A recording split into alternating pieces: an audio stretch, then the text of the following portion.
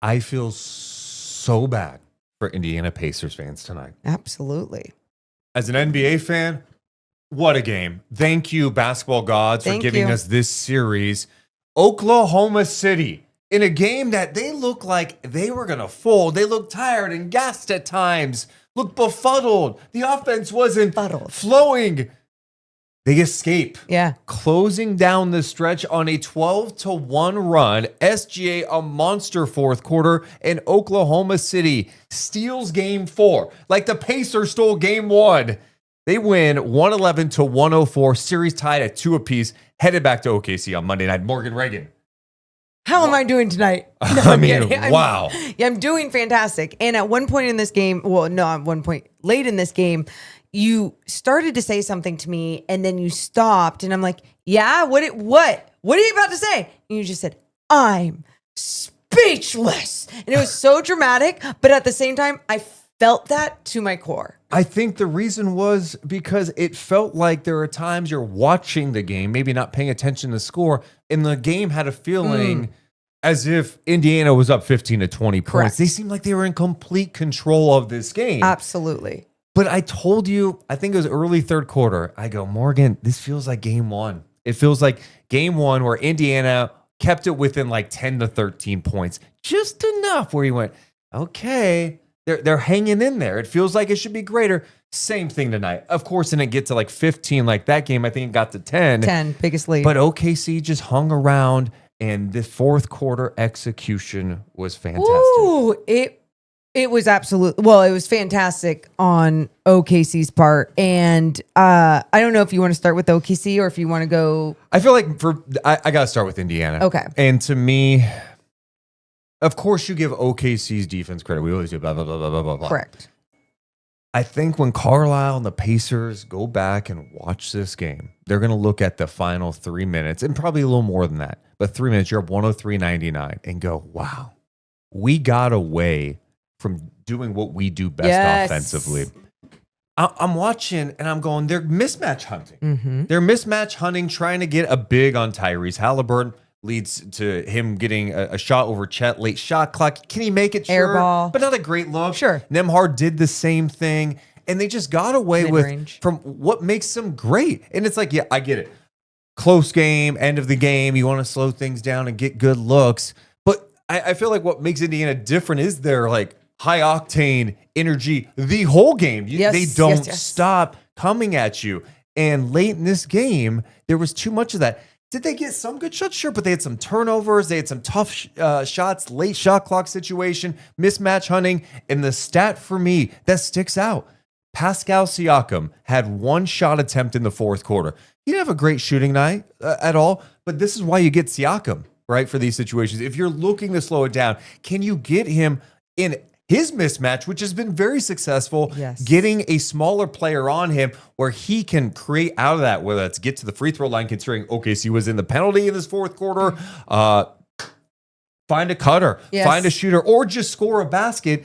It's a little frustrating, and I feel bad for Pacers fans because if you go up 3-1, you're going back to OKC. Anything's possible, but 3-1. So going back to the last 90 seconds and just talking about what Rick Carlisle and the Pacers are going to really be looking at. I thought there were some plays where they were just initiating the offense slowly, right? Like they weren't taking out of bounds as fast, like going. Sure, you're only up by a little. Like keep playing your game. Keep playing your game in this situation. So not initiating the offense quick enough, but then trying to find Tyrese Halliburton within action. Like then let's say another possession down, they come down, they start playing a little faster. They initiate quicker, they have bodies moving, but they're doing a lot of DHO actions, right? What I felt like OKC started doing a better job of there at the end was trying to rush the Pacers. Pacers do well when they play fast paced, like things flow. It looks amazing. That's what we saw almost this entire game. But OKC started like rushing them into things. And that's like when they got in that DHO action near the half court line. Lou Dort pokes it away, goes the other way, gets fouled, goes to the free throw line. And actually, I think he just scored. Did he just score there? It doesn't matter. It ended up points for OKC. Yeah. But that point you bring up is so dead on with Indiana. And one of the things that makes them so great is you know, in basketball, we hear, hey, man, 0.5. Make a decision in 0.5, right? And there's sometimes I watch Indiana and say they're like a 0.2 team. Especially in that first half, it was like, oh my God, the decision making is just quick. It's sharp. The first read's not there. We go to the next. We move. We cut. Okay, let's get a good shot. It wasn't 0.5 then. No. Right, late in that game, the decision making, it seemed like, okay, we're trying to get to Halliburton here. It's like, it's not there. You move on.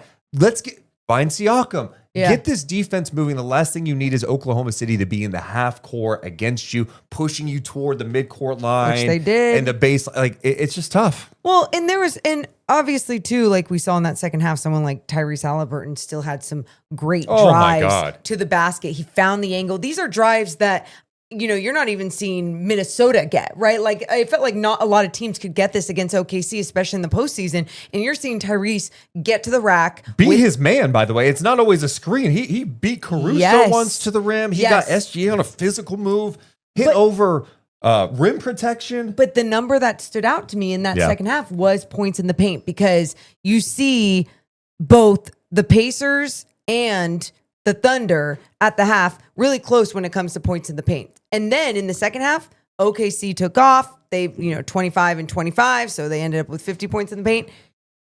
Pacers, 36 points in the paint after having 28, 25 or something in the first half. My point to that being, it just felt like they went away from attacking, and not just attacking if they had the ball in their hands, but making sure that they were still moving without the basketball. It just felt like a different type of cutting and moving, and it felt like it was all pushed out back along the perimeter where OKC wanted them. It just shows you how, it's just tough. These two teams are great teams, and I love watching them. But it's like there's such a slim margin for error. And you've seen it both ways with OKC in game one. You've seen it now here in game four with Indiana, where you're like, oh, they're going to win this game. And it totally flipped at the end of this game, closing on a 12-1 run. SGA ends up with 35 points in this game. I believe he had 17 in the fourth quarter, if I'm not mistaken. Was it 17? Excuse me. I love it. No, my bad. Excuse me. What? Well, how many was it? He had 15. He had 15.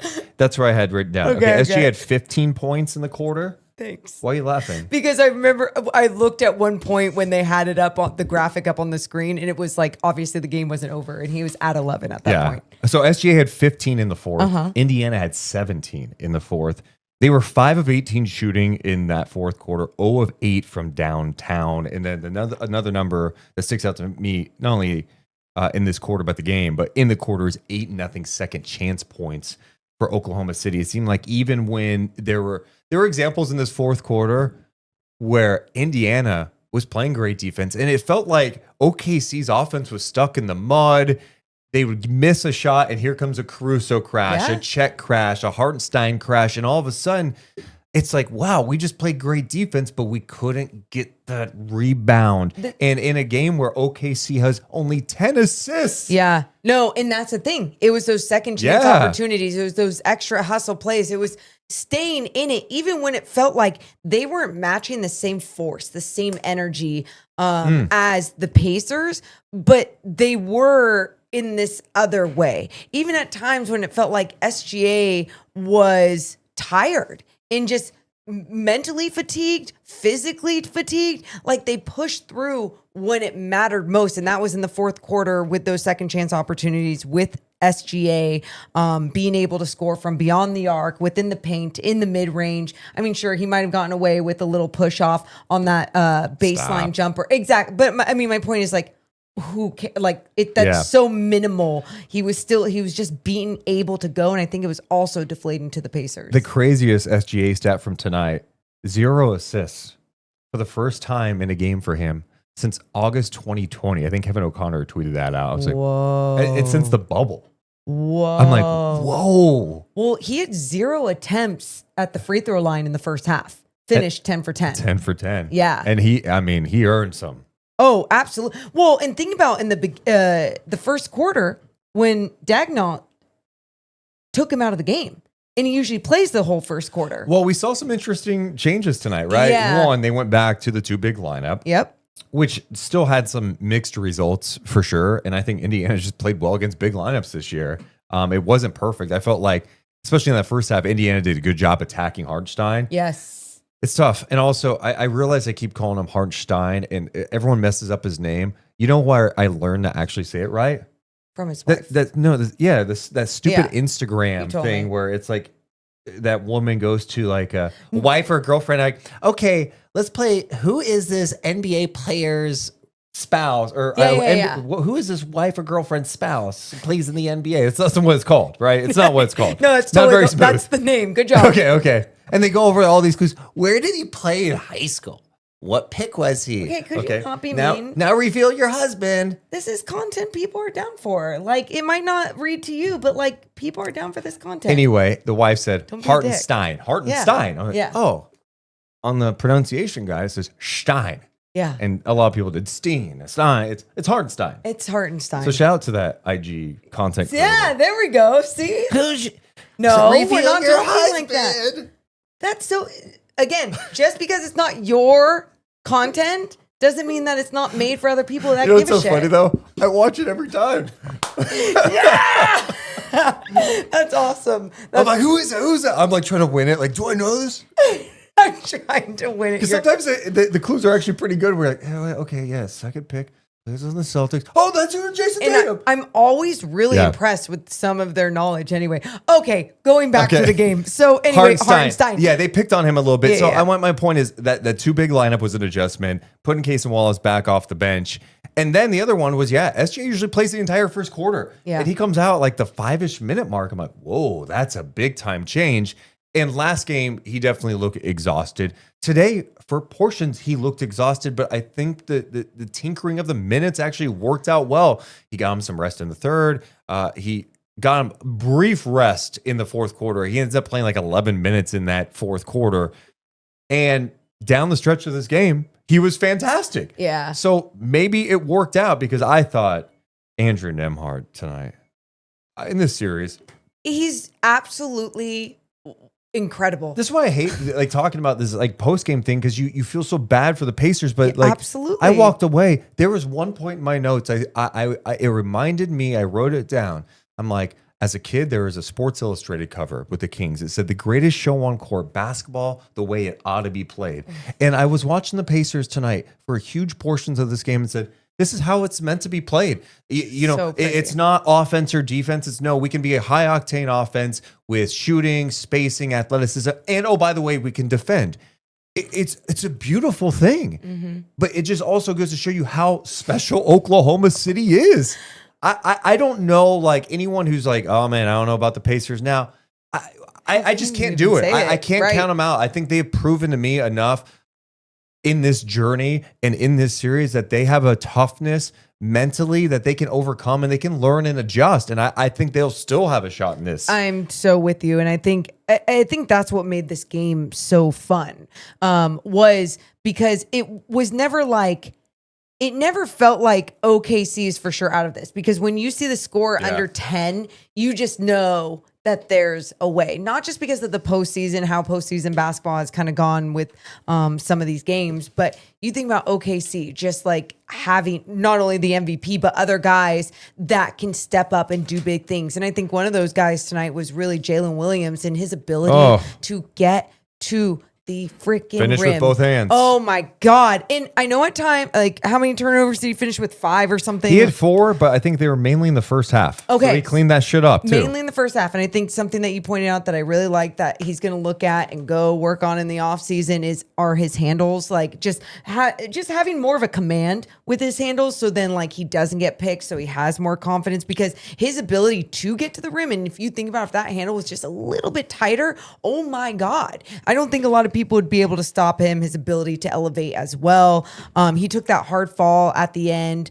Oh my God, trying to block a shot. That was like Mick Foley being chucked off Hell in a Cell by The Undertaker. Okay. So yeah, Oh just my like God, that. oh my God. Either way, he's broken in half. Jalen Williams tonight with his. How'd he pop right up? I honestly, that I don't know. And I think I would be shocked if he like doesn't have some sort of contusion. 11 for 11 at the free throw line as well. So getting there, 27 points, like I said, 8 of 18, just efficient. Didn't make a 3, but only 3 threes were made in this game. That's what I was just about to say, Morgan. They were 3 of 17 from 3 in this game. Yeah. They were 1 of 10 at the half. So 3 of 17.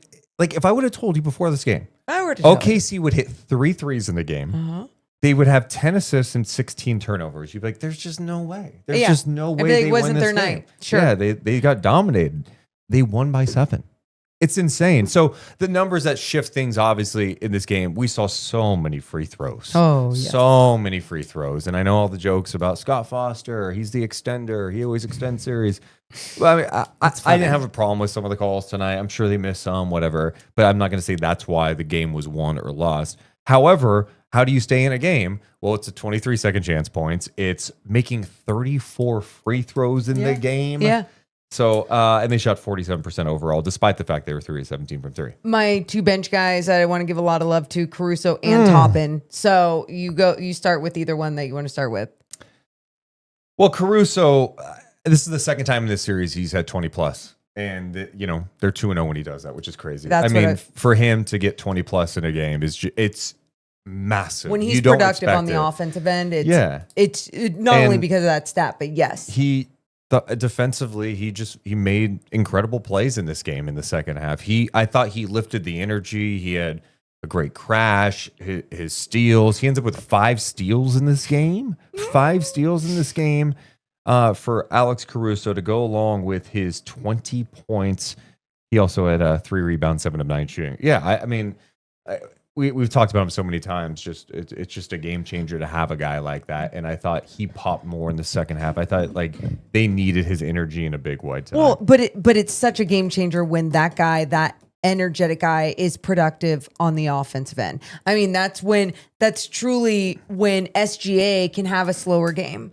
And who, by the way, ended up finishing 35 points, but in the beginning of the game was not able to score, was missing all those shots that he's used to making. But then Alex Caruso is having 14 points in 17 minutes or whatever it was. I mean, he was just efficient with his minutes when he was out there. 30 minutes, 20 points, you name the rest of the stats. Yeah, it was just fantastic when they have him produce like that, especially on the offensive end. I feel like we shouldn't gloss over SGA because he was awesome. He had 23 points in the second half, 35 of the game, 10 of 10 at the line. Did we gloss over him, though? Well, I just think actually more needs to be said about it because I think Andrew Nembhard has played remarkable defense against SGA. Remarkable. I'm blown away. Andrew Nembhard's a superstar defensively, and you look at him, he's decent size, but he's not his wingspan's not he's not 6'9", 7 foot wingspan or something like that. He's just so disciplined. He's very strong, fast, great hands. I just the way disciplined. Again, you already used that word. I'm gonna say he had disciplined. There we go. Three disciplines for Nembhard. His ability to move laterally and keep his jersey in front of the MVP of the league, I think is what impresses me most. Because when you can do that and take away just that lane, that angle every single time, it just takes so much away from someone like SGA. It's so fun to watch just as a basketball fan, and having that on this Pacers team that, like we keep saying, that play so fast, it allows other guys to put their energy where they need to put their energy when he's working that fucking hard on the defense. Yeah, there was some really nice 2-man action they went to late with Jalen Williams and SGA, and it was, in a way, they were running action just to get Nembhard switched on to Jalen Williams and Nesmith with being in foul trouble on SGA. Yep. And SGA did a good job on him. He hit a 3 on him. He drew a foul, fouled him out. Yeah, he does a good job of knowing Nesmith's defensive game, and I think sometimes it can be a little chaotic. Yes, he'll do that little extra grab. He's less disciplined. He's more of a physical bruising defender, and his energy is eye popping. Yeah, but he with the foul sometimes he gets in trouble. Yeah, so SGA took advantage of that. I mean, as a team, they took advantage of that. They put the ball in SGA's hands when I guess like they did a better job of that too in the second half rather than SGA in the first half. I felt like was dribbling down looking for a shot. They weren't going in motion. They weren't. God. Everybody wasn't touching the basketball. And then finally, when like Jalen Williams was taking down the basketball, and even toward the end there, one of the big shots by SGA was that three, and it was Williams driving to the paint, getting that spray, right? Generating it differently, and not just with SGA working his ass off on Nemhard or trying to get the switch with Neesmith and then getting a shot off. There were times tonight watching Oklahoma City that I'm like, man, if they lose this game in this series, and they could still lose the series, obviously, I'm like, were the lights a little too bright for them on this stage? Because there are portions of this game, just like we talked about, hey, Carlisle's going to look back at the last 3 minutes of this game and go, what went wrong?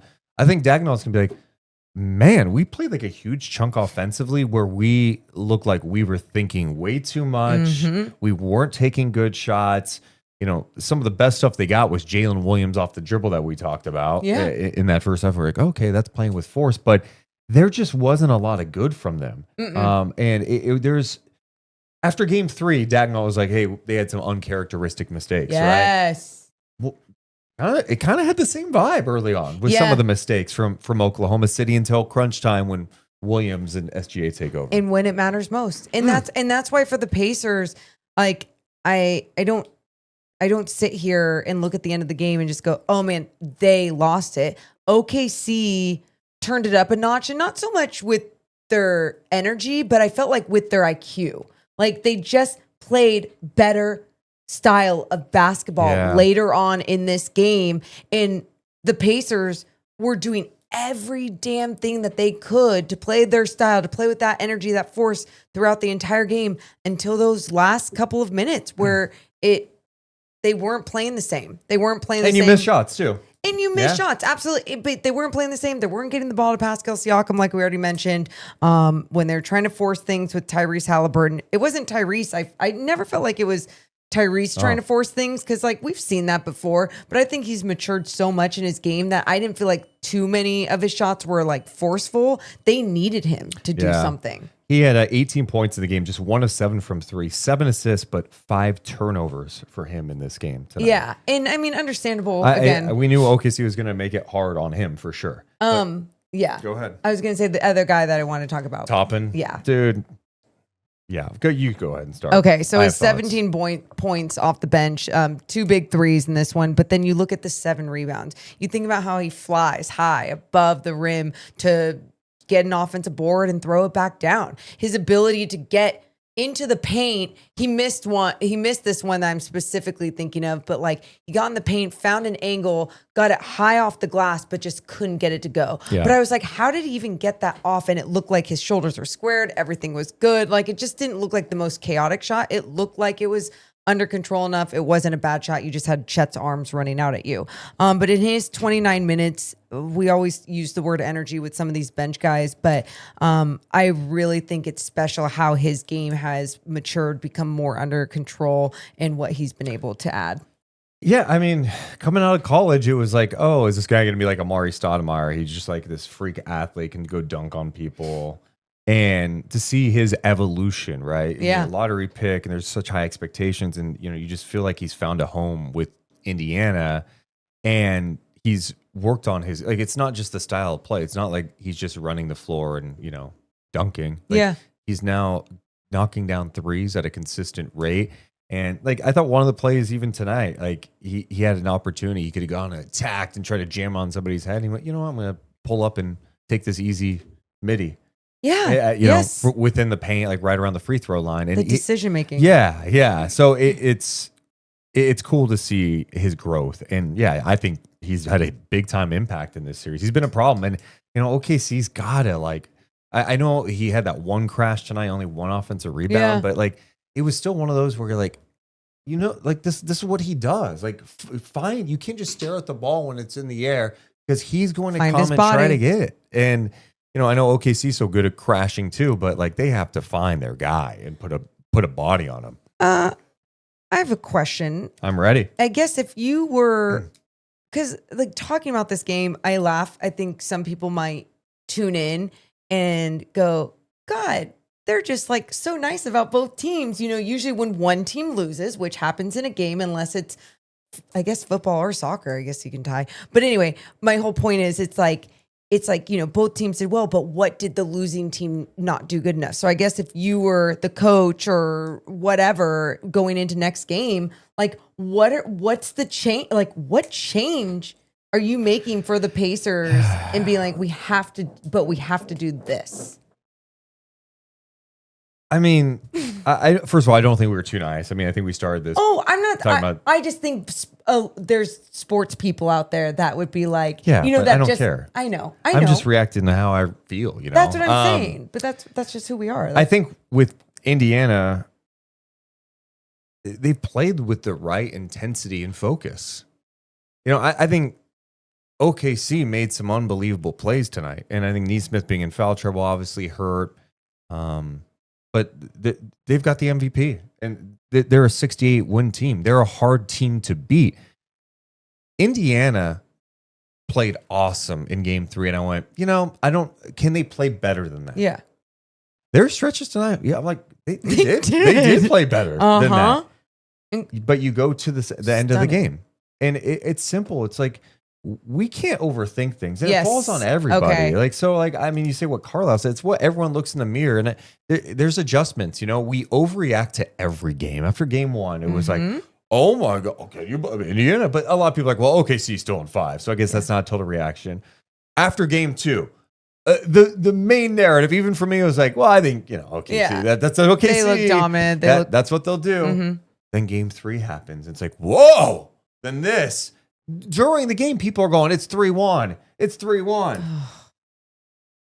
I think what you just said, don't overthink it. Yeah, it's like, just keep playing your game, but then make your late game tweaks. And maybe that's even on Rick Carlisle, because I think about him putting in Mathurin at the end. Man, he was not good tonight. No, but just making those 2 big mistakes at the end, fouling before the ball was inbounded. And I just thought, like, when you still have a chance, when it's still in reach, and I'm not blaming the game on him or anything, or even on Rick Carlisle putting him in, because you expect him not to have those chaotic moments. But I guess that's what I would say, is mainly just looking at those final minutes and being like, these mental mistakes, no matter how tired you are, you have to dig deep and figure out, what's the best thing I can do? Not grab someone's wrist, not take this shot, not find your best player. I know. I was mentally fatigued after watching this game.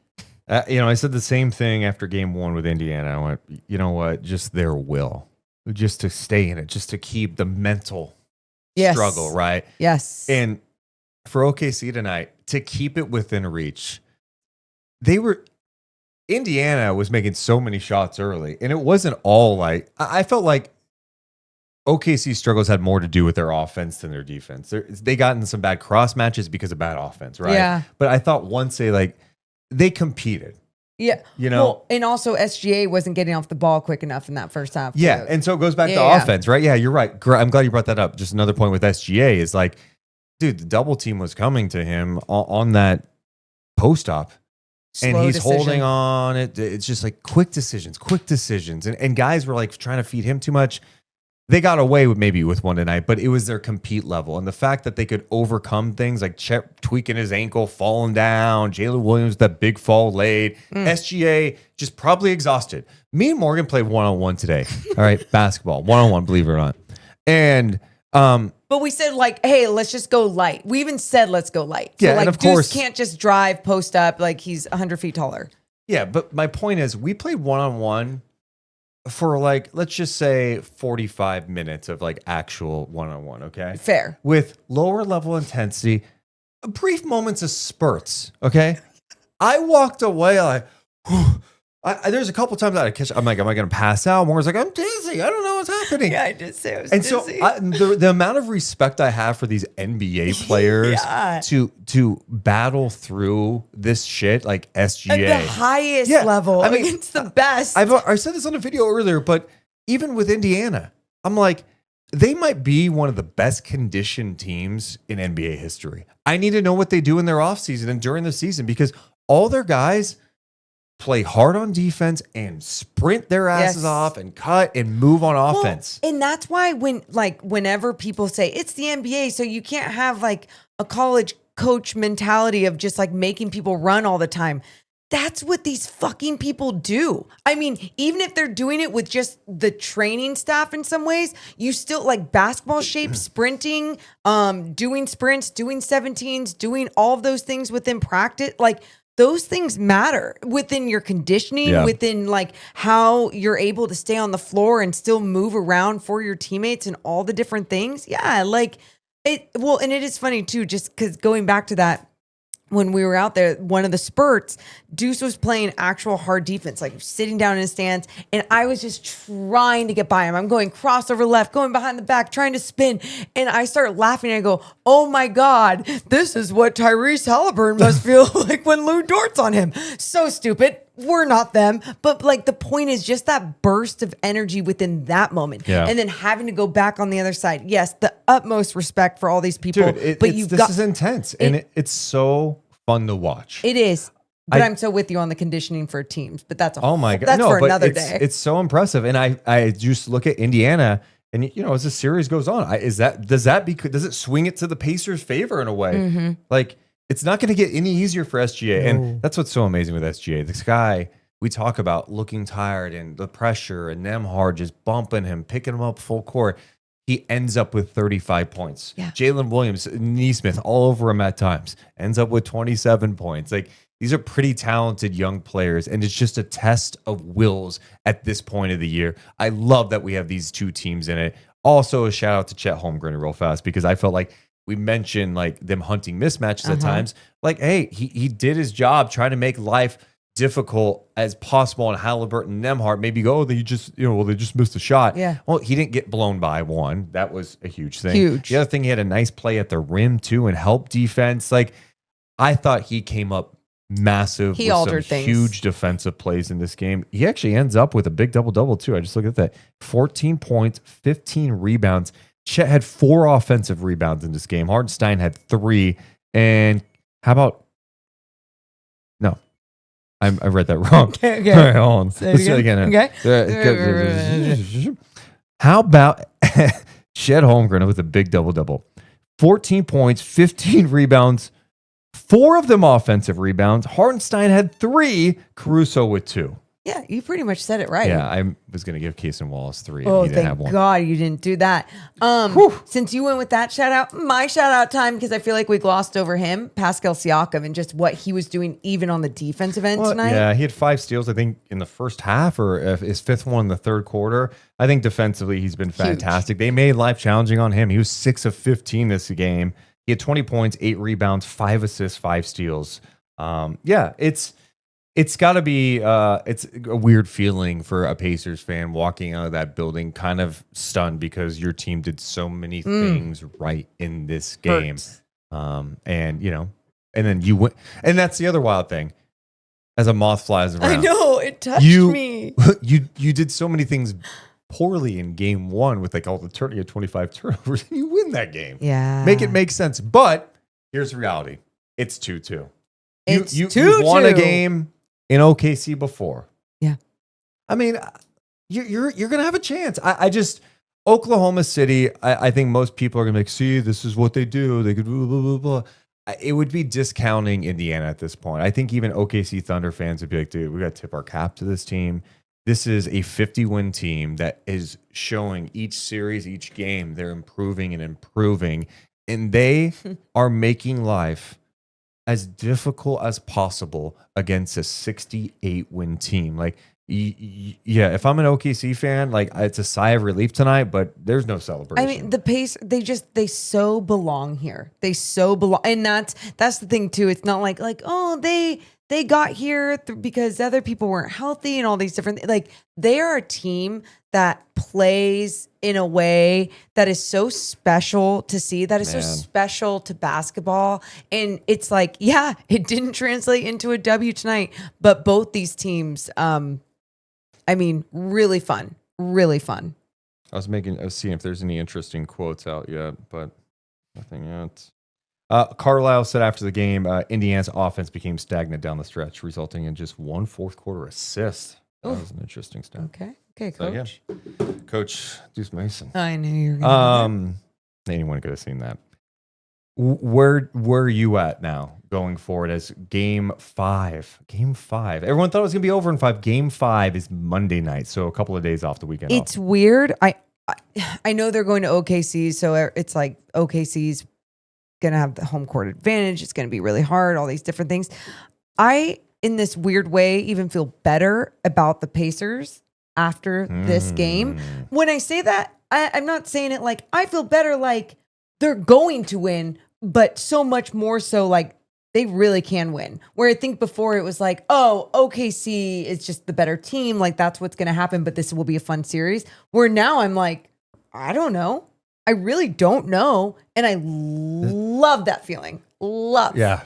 Love. It must be painful right now. Well, I don't feel bad. I mean, if you're an OKC and Indiana fan, you're like, yeah, this is great. My team's in the finals. Yeah. But from just the outside looking in, when you are a neutral party and you're just like enjoying basketball, I've loved this series. This is much. This is the basketball fans series. Yes. It's special to see these two teams go at it. We deserve this. We all deserve it. Yeah. Yeah. Although I did have a couple of moments in the game. I did say this to Morgan. I'm like, I know it's because how we talk so much about Halliburton in Sacramento, and I felt that, but they couldn't even close the Siakam deal and said we could have Siakam on our team. Yeah, no, that's so healthy. But I got out of that fast. Because you've been going to therapy. Yes, and I'm learning that some things are out of my control, and I'm learning to be happy for Tyrese Halliburton and no, and this the is Indiana Pacers. Not a basketball therapist. This is a real therapist. Yeah, it is. It is. But honestly, it's helped. It did help, and now I'm just enjoying it. Do you it's feel so like fun. it's helped you watch the game too? Yeah, wow. because I was in my feelings a couple of times watching, of course, seeing Tyrese do his thing, and I'm just like, why the Kings do that? And then you just spiral. Oh my God. Yeah. Yeah. That song is in my head. Spiral. That. What song is that? I don't know. Okay. It's like a funeral song. Oh, okay. Yeah. So you really did have a tune to it. Yeah. Okay. I think Wasn't catching it. Yeah, it didn't sound like it. Okay. It's like, were you singing Happy Birthday? I have no idea. Okay. No. So, it sounded great in my head. I know. And that's my fault. I know. All right. Let's get to final thoughts. Oh, I guess my final thoughts are, let's fucking go. Let's fucking go. Yeah. Let's go to game 7. I don't care. Yeah, please. Yeah, let's just keep this going. Let's just have good games. Keep good it going games. forever. I don't need to see a blowout. I want to see competitive games that I sat and watched this game going, I don't know what to feel like. Who's winning? Who's going to win this game? Like to be on the edge of your seat watching literally an NBA Finals game. I don't know why I burped and did that at the same time. What the fuck was that? Oh my God. Just give me good games. Yeah. We appreciate you guys so much. How are you feeling about this series going forward? The Pacers still have a shot, or do you think they lost their chance tonight by not going up 3-1? What stood out to you? What did we miss? Let us know in the YouTube comments or the Spotify comments. Hit the thumbs up and subscribe. Deuce and Mo. Deuce and Mo. Deuce and Mo. They tell you what they know. Deuce and Mo. Deuce and Mo. Deuce and Mo. The podcast that you know.